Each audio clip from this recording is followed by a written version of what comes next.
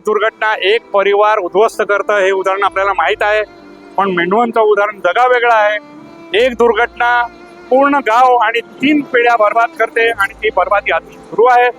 1991ला झालेली NH48 वरची जी दुर्घटना मेंढवण येथे आणि त्या दुर्घटनेचा जो इम्पैक्ट है, जो स्कूल की आलीशान इमारत अभी आपने देखी, इस इमारत के हर पहलू तक पहुंचने के लिए एक लंबा सफ़र, एक लंबा इतिहास यहाँ के गांव वालों ने देखा है। और महज इतिहास नहीं, एक दर्दनाक इतिहास। आज हम बात कर रहे हैं पालघर जिले के मेंढवण गांव की इस कहानी की, जो कि 1990 में घटी थी। और उस हादसे के बाद, उस अपघात के बाद पूरा परिसर, पूरा जिला हिल गया था। कहानी है मेंढवण गांव की। एक हादसे से पूरा गांव गुजरता है, किस तरीके से हादसे के बाद यहाँ पर कई पीढ़ियाँ उजड़ गई, और न सिर्फ पीढ़ियाँ उजड़ी, किस तरीके से मूलभूत सुविधाओं से भी यहाँ के लोग वंचित हो गए। तो कुछ चश्मदीदों ने देखा, गांव वालों ने कुछ देखा उस समय, और कितना बड़ा इस हादसे से इम्पैक्ट हुआ है। इस मेंढवण गाँव की कहानी में आज आपको हर किरदार से मिलाएंगे और बताएंगे आखिरकार उस हादसे में लोगों ने, अपनों ने अपना क्या कुछ गंवाया।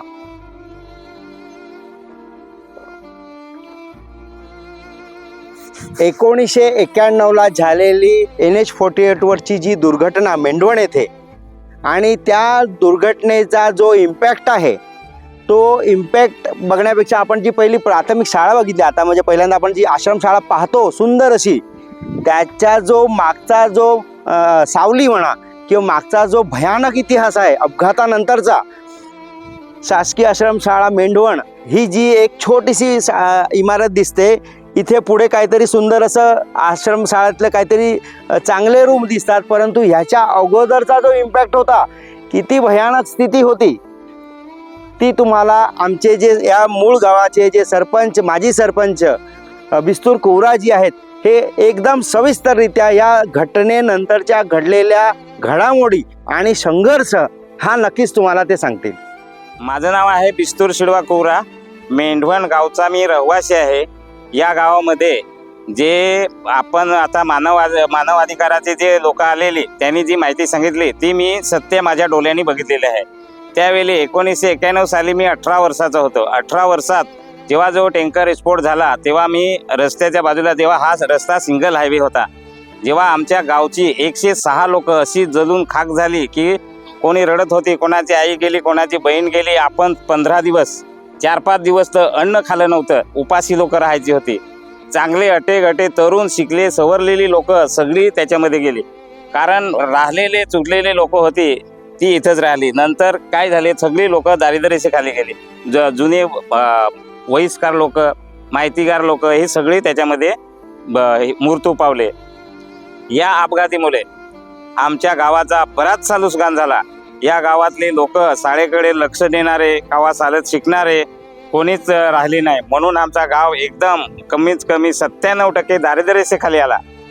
त्याच्यामुळं या गावात सध्या पण परिस्थिती तशीच आहे। आज हा हायवे जो आहे तर हायवे पण सरळ करत नाही, वलन ग्राम सभेचा ठराव देऊन सुद्धा की इथं आमच्या गावाला बस स्टॉप पाहिजे, हे पाहिजे, ते पण करत नाही। आमच्या आश्रमशाळेमुळे आता फक्त आमच्यावर त्यांनी काय केलं, याच्यामुळे आश्रमशाळेसाठी लढा द्यावा लागला आम्हाला। आश्रमशाळेच्या चळवळीसाठी आम्ही इथे हायवे रोको केला, पोलिसांनी पकडलं, आमच्यावर गुन्हे दाखल केले, हायकोर्टात केस गेली, हायकोर्टाने आदेश देऊन आमच्याकडे ही शाळा गावात सुरू झाली आहे। सुरू झाली, बिल्डिंग इमारत चांगली बांधली, शिकण्याची इमारत आहे, पण शासकीय आश्रमशाळा आहे, वसतिगृह आश्रमशाळा म्हणतात, पण इथे वसतिगृह एकही आजपर्यंत शासनाने बांधलेला नाही। आता एक मुलींचा वसतिगृह बांधकाम चालू आहे, अजून मुलं तशीच आहेत, या हायवेनी चालत जात आहे। सध्या हायवेनी चालत जात असताना हायवेला ॲक्सिडेंट होत आहेत आमच्या मुलांचं। शासन काय फक्त 2 लाख रुपये दिले की आदिवासी मुलांचं काम झालं, एवढंच फक्त करतात हे, बाकी काही नाही। सध्या तरी आमच्या गावाकडे कोणीतरी शासनाने चांगला लक्ष दिला पाहिजे आणि ही शाळा व्यवस्थित केली पाहिजे, एवढं माझं म्हणणं। कारण जरा आमच्या मुलांना आदिवासी समाज पुढे जाईल, जर असं केलं नाही तर आदिवासी समाज आहे तसाच डोंगरातच राहील। मेरे पीछे भी आप जो फ्रेम देख रहे हैं, दरअसल ये है मुंबई अहमदाबाद राष्ट्रीय महामार्ग NH48 हाईवे।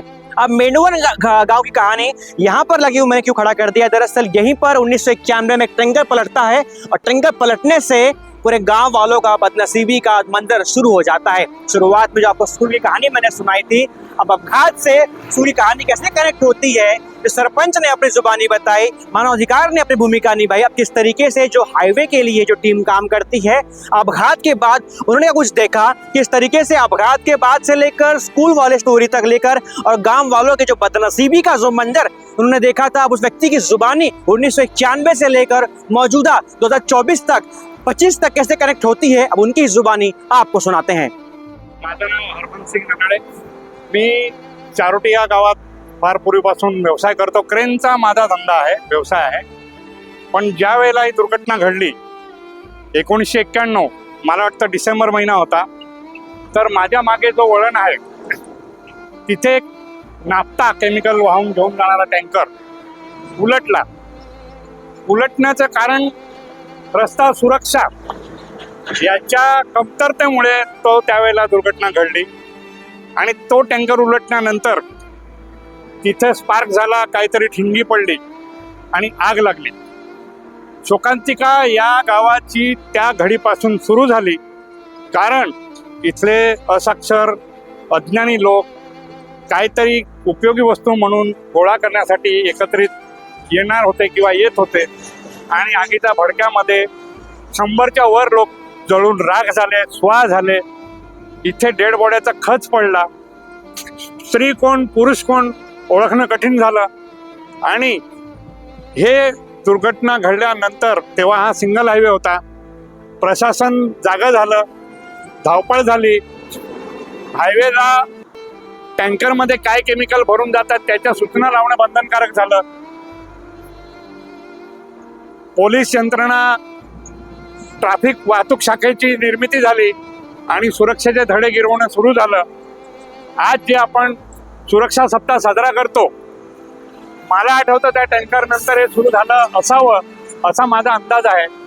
आणि आज सुरक्षा सप्ताहातून जे प्रबोधन कार्य चालू आहे ते अतिशय चांगलं आहे, वाखाणण्याजोगं आहे आणि फार उत्तम कामगिरी सुरू आहे। पण सर्वच जनतेनेच सुरक्षा बघावी का, जनतेने सगळे नियम पाळावे का? होय, जनतेने तर पाळलेच पाहिजेत।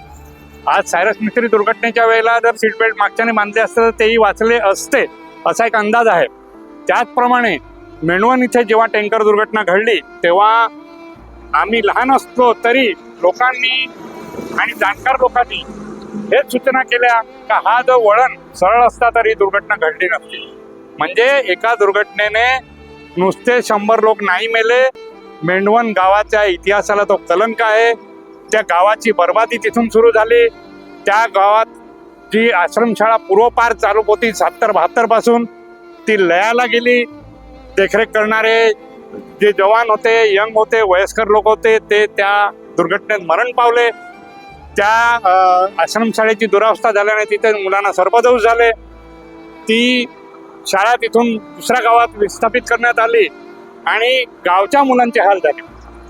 गावच्या मुलांचे हाल बघून माजी सरपंच कुबरा, जे त्यावेळेला लहान होते, त्यांनी विडा उचलला का मला माझ्या गावाच्या मुलांसाठी आणि या शाळेसाठी काहीतरी करावं लागेल। म्हणून त्यांनी स्वतःची रिक्षा चालवून आणि स्वतः कष्ट करून त्या शाळेसाठी काहीतरी करावं यासाठी त्यांनी मदत रूपाने आणि स्वतःचं कर्तव्य बघून शाळेसाठी मदत सुरू केली। 7वी पर्यंत वर्ग सुरू केले। त्या वर्गातनं मुलांना शिक्षित करणं सुरू केलं।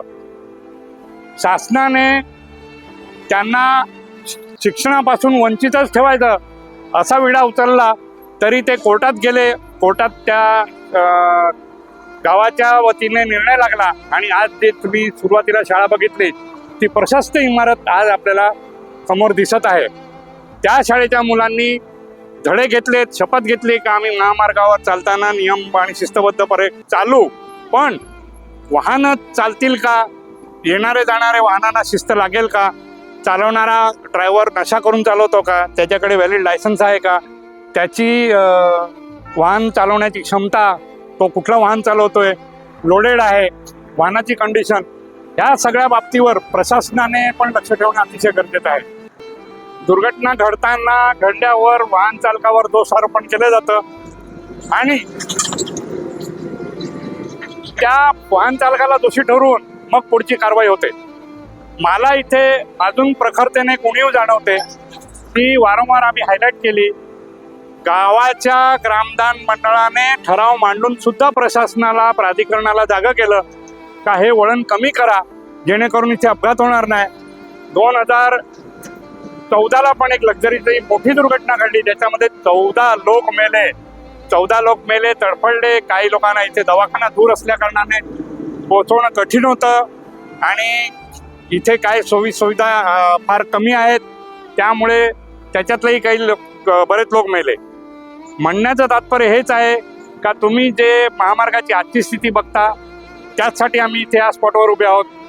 आजही ते 600 कोटी खर्च करून हा हायवे अतिशय चांगला काँक्रिटीकरण करण्याचा सरकारने उपक्रम केलेला आहे. हा महामार्ग जवळजवळ आता काँक्रिटीकरण होऊन पूर्ण होण्याच्या तयारीत आहे. 4-5 महिने शिल्लक राहिले. आम्ही तोंडी लेखी निवेदन सुद्धा प्राधिकरणाकडे सादर केलं का मेंढवण सारखे ब्लॅक स्पॉट म्हणजे जे अपघात प्रवण क्षेत्र आहेत ते तातडीने दुरुस्त करा आणि मग त्याच्यावर काँक्रिटीकरण करा. तर आम्हाला असं उत्तर मिळालं का तुम्ही जे बोलले तसं शासनाच्या विचाराधीन या गोष्टी आहेत.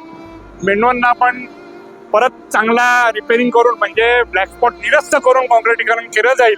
पण इथे आल्यावर चित्र दुसरंच दिसतंय.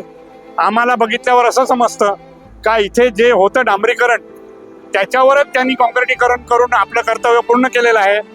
माझ्या या बाजूला जे गुजरातकडनं येणारी लेन आहे त्या वळणावर बरेच अपघात घडलेत, टँकर पेटलेत, लोक मेलेत, लक्झरीचा ॲक्सिडेंट झाला. पण तिथे अजूनही तो स्पॉट ॲक्सिडेंट होऊ नये म्हणून सुपर एलिव्हेशन दुरुस्त केलेलं नाही. सपाट उतारा नाही, त्याच्यावर उताराचा पाहिजे. सुपर एलिव्हेशनच्या चुकीमुळेच मागे अपघात घडलेले आहेत.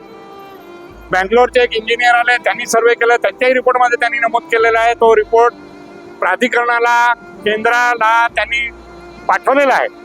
म्हणजे या सगळ्या गोष्टी असताना एवढं काही त्रुटी असताना दुर्घटनेकडे जाणीवपूर्वक दुर्लक्ष केलं जातं का हा मोठा प्रश्नचिन्ह आहे. एक दुर्घटना एक परिवार उद्ध्वस्त करतं हे उदाहरण आपल्याला माहीत आहे. पण मेंढवणचं उदाहरण जगा वेगळं आहे. एक दुर्घटना पूर्ण गाव आणि 3 पिढ्या बर्बाद करते आणि ती बर्बादी अजून सुरू आहे.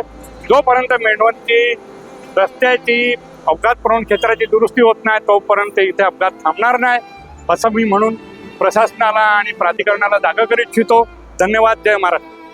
आज आपके सामने मेंढवण गांव की कहानी इसलिए पेश की गई है क्योंकि सड़क सुरक्षा अभियान चल रहा है, सप्ताह चल रहा है. तो ऐसे में क्या सड़क सुरक्षा सच में जमीनी स्तर पर इम्प्लीमेंट हो रही है, एक बड़ा प्रश्न चिन्ह इस वीडियो के माध्यम से पूछा जा रहा है.